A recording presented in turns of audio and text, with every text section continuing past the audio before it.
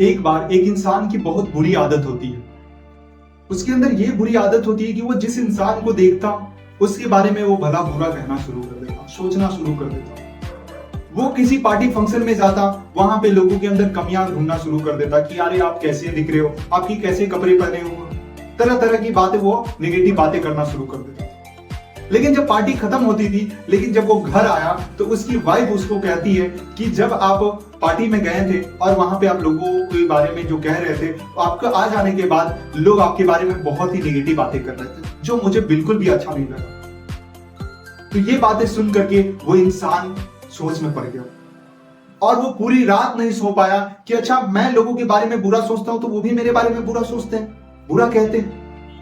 और ये बातें उसके अंदर ही अंदर उसको खाई जा रही थी। कल होकर के उस बातों से छुटकारा पाने के लेकर के उन्होंने एक संत के पास गया और संत बाबा के पास जाकर के उनसे सारी बातें बताता है, सारी अपनी पूरी कहानी बताता है। तो संत बाबा कहता है कि अच्छा सुनो, यहाँ पे एक बोरी पड़ी हुई है, ये बोरी में कुछ पंख है, इसे तुम लो और तुम अपने शहर के बीचों बीच जो चौराहे हैं वहां पे जाकर के उसको छोड़ाओ और बोरा वापस लेकर आओ। तो वो बंदा वही सेम वैसे ही करता है कि वो उस बोरी को उठाता है और उस पंख से भरा हुआ और वो अपने शहर के चौराहे के ऊपर जाकर के छोड़ देता है। फिर वो वापस आता है और गुरुजी के पास कहता है कि मैंने उसे वहां जाकर के छोड़ा है।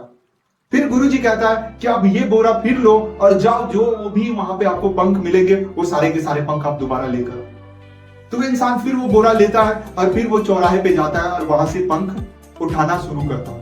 लेकिन हवा के झोंके से वो सारे के सारे पंख उड़ गए होते हैं, उड़ रहे थे, फिर भी वो बटोरने की कोशिश कर रहा होता है, लेकिन फिर भी उसको सिर्फ 10-15 ही पंख उसके हाथ में आते हैं। फिर वो 10-15 पंख बटोर करके उस बाबा के पास आते हैं, उस संत के पास आते हैं और वो कहते हैं कि बस इतने ही पंख मिले, सारे के सारे तो उड़ गए थे। तो वो संत ने उसे समझाता है कि इसी प्रकार तुम अपने लाइफ में भी जो आपने गलती की है, इस 10-15 पंख की तरह 10-15 लोगों की लाइफ में आप अपने इमेज ठीक कर सकते हो, सबकी नजर में नहीं। सो अब जो हुआ सो हुआ। अब आपको क्या करना है कि अब आप लोगों के अंदर अच्छाई ढूंढना शुरू करो, उनके बारे में अच्छा बोलना शुरू करो, आप उनको पॉजिटिविटी दो। सो इसी तरीके से हमारी लाइफ भी यही हो गई है कि कोई इंसान व्हाइट शर्ट पहना हुआ है, उस पूरी की पूरी शर्ट में हम एक छोटी सी तिनका ढूंढते हैं, छोटी सी दाग ढूंढते हैं, जबकि वो नहीं देखते कि वो इंसान पूरा का पूरा सफेद शर्ट पहना हुआ, सफेद कपड़ा पहना हुआ है। सो चेंज करते इस चीजों को। प्रॉफिट मोहम्मद एक बात बोल गए कि जो हमारे बॉडी का जो सबसे हल्की ऑर्गन होती है वो टंग होती है, जुबान होती है, लेकिन ज्यादातर लोगों को अपने टंग के ऊपर ही कंट्रोल नहीं होती।